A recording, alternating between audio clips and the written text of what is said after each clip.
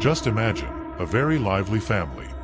Dad Marcos, Mom Anna, and their two children, Lucas and Sofia. They were super excited because they had just moved into an amazing two-story duplex. It seemed like the perfect place to start a new stage of life. The duplex had a charming facade, large windows, and a spacious backyard where the kids could play.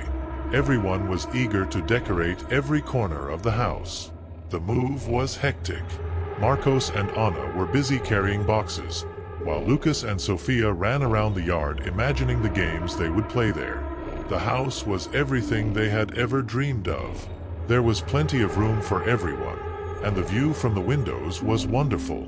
However, that first night, while they were unpacking, they started hearing strange noises.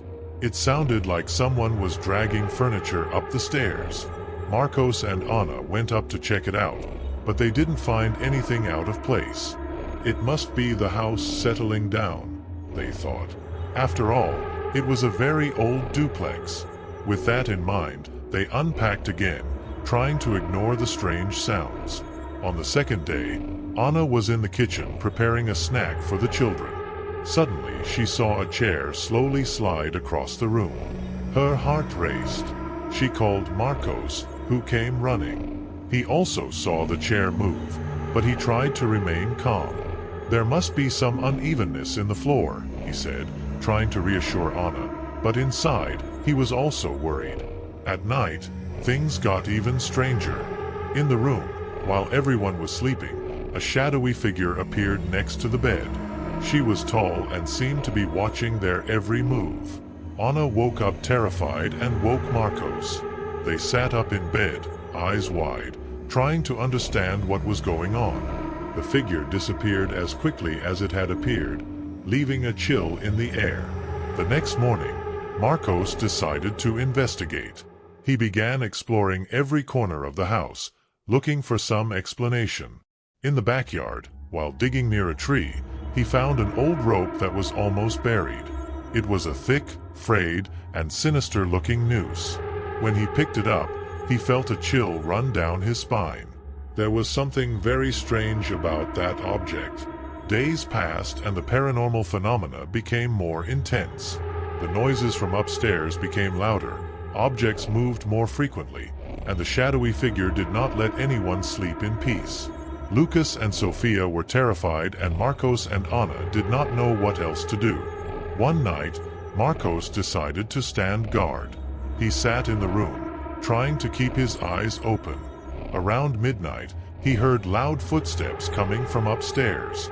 He climbed the stairs slowly, trying not to make any noise. When he reached the hallway, he saw a shadow moving towards the children's room. With his heart in his mouth, he ran there, but found nothing. Lucas and Sofia were sleeping, oblivious to what was happening. One day, Anna decided to talk to her neighbor, Dona Margarita, an elderly woman who had lived on the street for decades. When Anna mentioned the bow found in the backyard, Dona Margarita turned pale. She told an old story about the house. Many years ago, a man lived there and, it is said, he had a rope that he used for dark purposes. He mysteriously disappeared, and since then, everyone who lived in the house has reported paranormal activity. Anna came home scared and told Marcos everything. They decided they couldn't stay there anymore. That night, as they packed their bags to leave as quickly as possible, they heard one last loud bang from upstairs, as if someone was trying to stop them from leaving. But they didn't give up. They left the house in a hurry, taking only the bare essentials. After moving out, the family tried to return to normal life. But the question that kept echoing in their heads was, what was the true story behind that old bond? And did it have any connection to the terrifying events they faced? The house was empty for a while, and the mysterious rope remained buried in the backyard. The mystery was never fully solved, leaving a haunting feeling that not everything was over. The family's story became a local legend, and everyone who passed by the old duplex wondered if the ghosts were still there, waiting for unsuspecting new residents. Sometime later, a new family moved into the duplex. They were also excited about their new home and quickly began packing everything up. On the first night, the mother heard strange noises coming from upstairs. She decided to go up to check, but found nothing. She went down again, but with a strange feeling in her heart. The next day, the youngest son of the new family found an old arch in the garden. He brought the object into the house, unaware of the dark history that accompanied it. Night fell and the noises began again, louder and scarier. The shadowy figure reappeared, watching the new family with piercing eyes. And so, the mystery of the haunted duplex continued, passing from one family to the next, perpetuating fear and unease. Each new resident faced the same unexplainable phenomena, and the legend of the house only grew, fueled by the terror of all who dared to cross its doors. I hope you liked the story, because the second story is even more chilling. Just don't forget to see if you're already subscribed to the channel so you don't miss any terrifying stories. Imagine a grand mansion, with a sloping roof and Gothic windows that seemed to watch over every move. The house had an old-fashioned charm, but also an eerie aura that made anyone feel a little uneasy. The windows looked like eyes looking down from above, and the surrounding atmosphere seemed full of mysteries. Lucia and her family were full of hope and excitement when they moved into the house. They were excited about the idea of living in such a grand place, hoping to create new happy memories. Lucia's father, a devout pastor, was convinced that prayer and blessing could protect the family from potential dangers. He believed that their faith could keep evil spirits away. However, from the moment they crossed the threshold of the house, a strange feeling took hold of them. The air was thick and heavy, and it seemed as if something was watching their every move. Lucia, who had heard stories about the house since her childhood, felt a chill run down her spine as she saw the dark hallways and rooms with a strange energy. The basement and attic were the most feared places. The basement had a heavy door that creaked whenever someone tried to open it. There was a musty, damp smell emanating from deep below, and the noises coming from there were inexplicable. Sometimes it seemed like something was moving in the shadows, but when you went to check, there was nothing there. The attic, on the other hand, was an uncomfortable, dusty space. Lucia never liked going up there, especially at night. There was a door at the back of the attic that was always locked and covered in a thick layer of dust. The family never knew what was behind that door, but the feeling that something was hiding there made them avoid the attic whenever possible. The first few days in the house were relatively quiet, but soon strange things began to happen. At night, Lucia and her siblings heard light footsteps in the hallway, as if someone was walking back and forth. Sometimes doors would close on their own and whispers could be heard that seemed to come from everywhere. These things worried them, but their father insisted that it was just the noise of the house settling down. The real worry began when Lucia started having nightmares. She dreamed of a dark figure moving through the shadows of the house. In her dreams, the figure always watched her with bright, empty eyes, and she felt an oppressive presence around her. When she woke up, Lucia was covered in cold sweat and felt more tired than when she went to sleep. Lucia's mother tried to alleviate the situation by keeping the house well lit and open, but nothing seemed to help. She also began to hear unexplained noises and feel as if someone was in the house with them. Fear was spreading and the atmosphere in the house was becoming more and more tense. One day, while exploring the basement, Lucia and her siblings found an old trunk in a dark corner. The trunk was covered in dust and cobwebs and had a rusty lock. Curiosity led them to try to open the chest, but the lock was so rusty that they couldn't. However, the mere fact that they had found the chest caused them to feel even more uneasy. The situation worsened when Lucia began to see the shadowy figure during the day as well. She saw shadows moving along the walls and felt a strange chill in certain parts of the house. Every time she tried to tell her parents, they would calm her down, telling her it was just her imagination. However, Lucia's experiences became more intense. One particularly dark and quiet night, Lucia was awakened by a muffled scream coming from her parents' bedroom. She ran to her room to find them in a panic, with her father holding a crucifix and her mother trying to calm the situation. They told Lucia that they had heard strange noises and seen a black figure moving around the house. Desperate, Lucia's father decided to say a special prayer for the house. They gathered in each room, reciting prayers and sprinkling holy water. But try as they might, the feeling that something was wrong did not go away. The noises and shadows continued, and the feeling of being watched intensified. Over time, the family began to consider the possibility that the house actually had a soul of its own, one that was unwilling to leave them alone. They called in paranormal experts for help and conducted a thorough investigation of the house. They discovered that the house had a dark history, with reports of disturbing events and disappearances. Finally, after much struggle and heartbreak, the family decided to move. The house was left behind, but the mystery of what really lurked behind the walls and locked attic room remained. The house remained an enigma, and Lucia's family forever carried the memory of the terrifying events that took place there. And so, the ancient, stately house remained a place of mystery and fear, its Gothic windows looking out at the world around them and whispering secrets that may never be fully revealed. I hope you liked the story, because the third story is even more chilling. Just don't forget to see if you're already subscribed to the channel so you don't miss any terrifying stories.